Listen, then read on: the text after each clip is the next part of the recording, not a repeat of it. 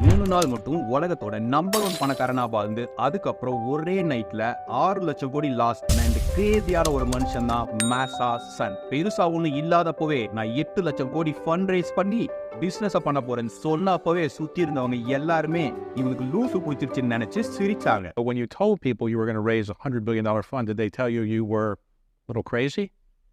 Well, some people said.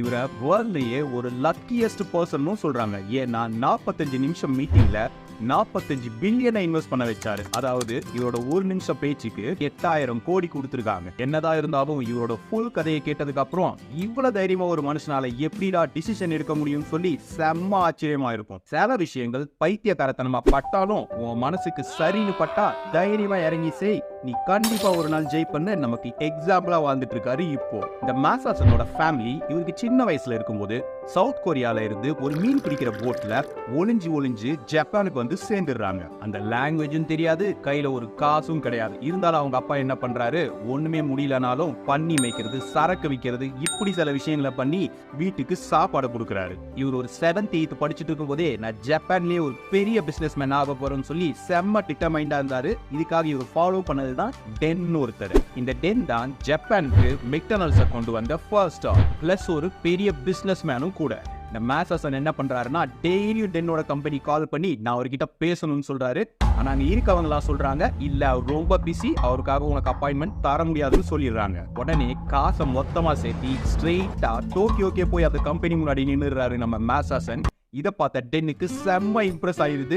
என்னடா இந்த சின்ன வயசுல இவ்வளோ வெறியாருன்னு. ஸோ ஒரு 15 நிமிஷம் மட்டும் அப்பாயின்மெண்ட்டை கொடுக்குறாரு. அந்த 15 நிமிஷமும் நான் என்ன பண்ணா ஜப்பான்லயே இல்ல வேர்ல்ட்லயே ஒரு பெரிய பிசினஸ் மேனா ஆக முடியும், அதுக்கு ஒரு ஐடியா சொல்லுங்கன்னு கேட்கிறாரு. அதுக்கு டென் சொன்ன அட்வைஸ் என்னன்னா, நீ கம்ப்யூட்டர் பிசினஸ்ல இறங்கு, அதுதான் நம்மளோட ஃபியூச்சர்னு சொல்றாரு. பிளஸ் நீ அமெரிக்கால போய் படிக்க ஆரம்பி, அங்கதான் உனக்கு நல்ல எக்ஸ்போஷர் இருக்குன்னு சொல்றாரு. உடனே இவர் சொன்னதை ஒரு கடவுள் சொன்ன மாதிரி எடுத்துக்கிட்டவரு காசு சேர்த்தி 16 வயசுல அமெரிக்கா வந்து இறங்கிறாரு. அங்க போய் ஹை ஸ்கூல்லையும் சேர்ந்துறாரு. ஆனா இந்த 2 வருஷம் இந்த ஹை ஸ்கூலுக்காக ஸ்பெண்ட் பண்ணும் அப்படின்றது இந்த மேசாசனுக்கு சுத்தமா பிடிக்கல. சோ ஹை ஸ்கூல்ல சேர்ந்த ஒரே மாசத்துல ஸ்கூலை கன்வின்ஸ் பண்ணி காலேஜோட என்ட்ரன்ஸ் எக்ஸாம் போய் எழுதுறாரு. அதுல அப்படியே ஒரு ஜஸ்ட் பாஸும் பண்ணிடுறாரு. சோ ஒரே மாசத்துல ஹை ஸ்கூல்ல முடிச்ச ஒரே ஆளு இவரா தான் இருக்கும். சோ இப்போ யுனிவர்சிட்டி ஆஃப் கலிபோர்னியால சேர்ந்து எக்கனாமிக்ஸ் அண்ட் கம்ப்யூட்டர் சயின்ஸ் படிக்க ஆரம்பிக்கிறாரு. ஆனா கையில செலவுக்கு ஒத்த பைசா கிடையாது. உடனே ஃப்ரெண்ட்ஸ் எல்லாம் போய் டெய்லி நம்ம ஒரு 5 நிமிஷம் மட்டும் வேலை பார்த்தா பெருசா சம்பாதிக்க முடியுமான்னு கேட்கிறாரு. ஃப்ரெண்ட்ஸ் எல்லாம் என்ன பைத்தியக்காரடா சொல்லிட்டு போயிடுறாங்க. இதனால பயங்கரமா யோசிச்ச மனுஷன் நாம ஏதாவது பண்ணணும்னு சொல்லி டெய்லியும் காலையில அலாரம் வச்சு எந்திரிக்கிறாரு.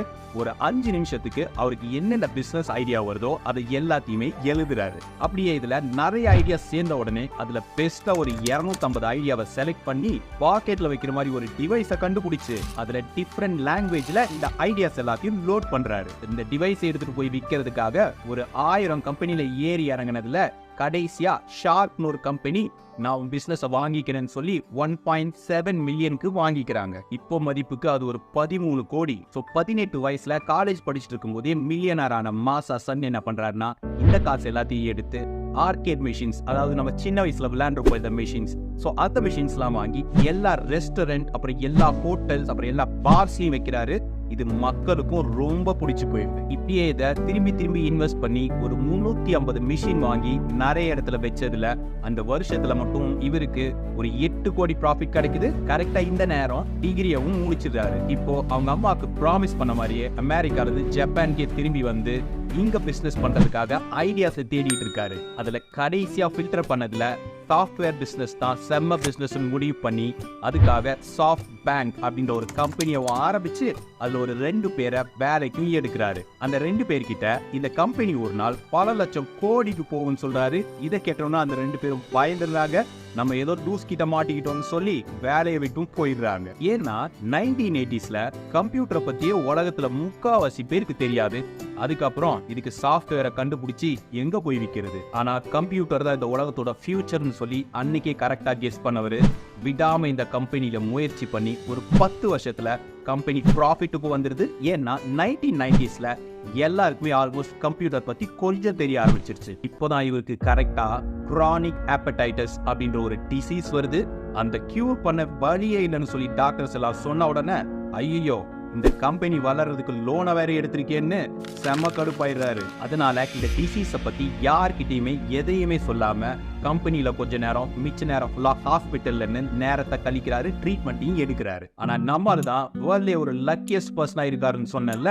ஆமா, இந்த டிசீஸ் கொஞ்ச நாள் ட்ரீட்மெண்ட்லயே அதுவே கியூர் ஆயிடுச்சு. டாக்டர்ஸே செம ஆச்சரியப்பட்டுட்டாங்க. 1990s இன்டர்நெட்லாம் கொஞ்சம் உள்ள வர ஆரம்பிச்ச உடனே நம்ம சாஃப்ட் பேங்க் கம்பெனிக்கு கொஞ்சம் ப்ராஃபிட் நல்லா வர ஆரம்பிக்குது. அந்த நேரத்தில் அந்த காசு எல்லாத்தையும் தூக்கிட்டு போய் அப்பா ஆரம்பிச்ச யாஹூ கம்பெனியில போடுறாரு. இதுல 40 மில்லியன் போட்டவருக்கு இந்த யாஹூ கம்பெனி கொஞ்ச நாள் செமையா வளர்ந்ததுல 800 மில்லியனா திரும்பி கிடைக்குது. இதுக்கப்புறம் கேள்விப்படுற எல்லா சின்ன கம்பெனிஸ்லயும் போய், அதாவது டெக்னிக்கல் கம்பெனிஸ்ல காசை கோடி கோடியா இன்வெஸ்ட் பண்றாரு. ஆனா இதுல சில கம்பெனிஸ் மட்டும் செமையா வளர்ந்ததுலயே இவரோட சொத்து மதிப்பு 1 பில்லியனை தொட்டுருச்சு, அதாவது 8000 கோடி. அலிபாபான்னு ஒரு பயங்கர பணக்கார கம்பெனி சைனால இருக்கிறத நீங்க கண்டிப்பா கேள்விப்பட்டிருப்பீங்க. ஆனா அந்த கம்பெனி ஸ்டார்ட் பண்ணும்போது ஒரு ஐடியா, ஒரு பணமும் இல்லாதப்போவே ஜாக் மா கண்ல நான் ஃபயரை பார்த்தேன்னு சொல்லி கோடி கோடியா போய் அங்க இன்வெஸ்ட் பண்றாரு. அது ஒரு 10 வருஷத்துல இவருக்கு கிட்டத்தட்ட 70 பில்லியன், அதாவது ஒரு 5.5 லட்சம் கோடி ப்ராஃபிட்டை கொடுக்குது. ஸோ 2000ல ஒரு 3 நாள் மட்டும் பில் கேட்ஸையே பீட் பண்ணி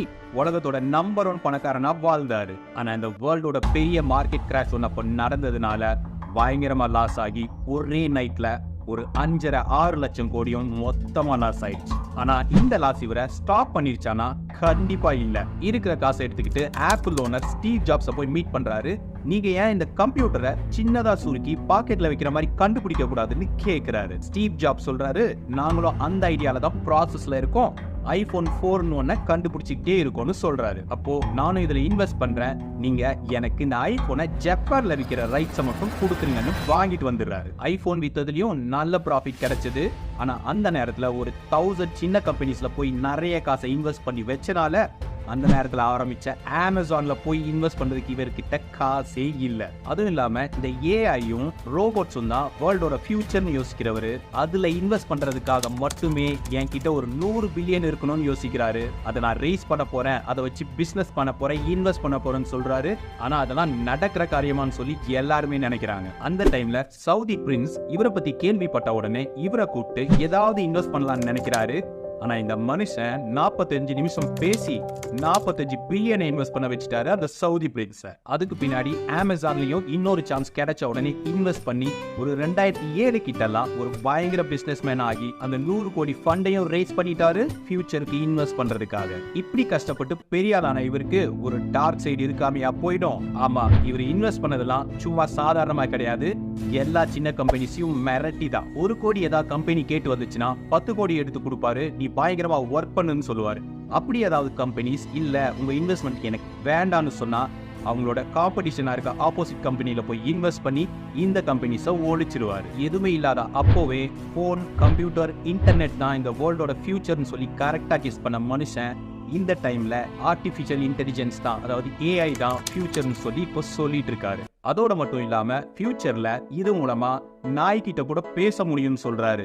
சொல்ல முடியாது, இன்னும் கொஞ்ச நாள்ல நம்ம அனிமல்ஸ் கிட்ட கூட பேசிட்டு இருக்கலாம். வீடியோ பிடிச்சிருந்தா எனக்கு ஒரு சப்போர்ட் பண்ண, சப்ஸ்கிரைப் அண்ட் லைக் பண்ணிருங்க. இன்னொரு செம இன்ட்ரெஸ்டிங்கான வீடியோட நான் உங்களை மீட் பண்றேன். Until then, bye from Raj. Have a good day everyone. Cheers.